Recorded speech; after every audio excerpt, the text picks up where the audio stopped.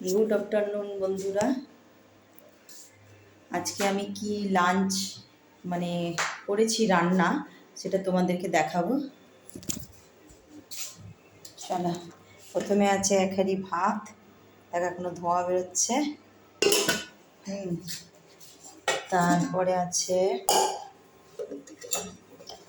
এটা একটা সব কিছু সবজি, কপি ডাঁটিগুলো ছিল, কপির ডাঁটাগুলো দিয়ে কুমড়ো, শিম, আলু, বেগুন দিয়ে একটা চচ্চড়ি করেছি পোস্ত দিয়ে। আর এখানে স্যালাড আছে, আর মাছের ঝোল করেছি, আর চাটনি।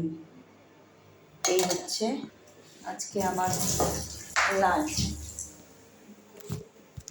ঠিক আছে, ওকে বাই। তাড়াতাড়ি লাঞ্চ করে নিয়ে আবার ক্লাসে যাব।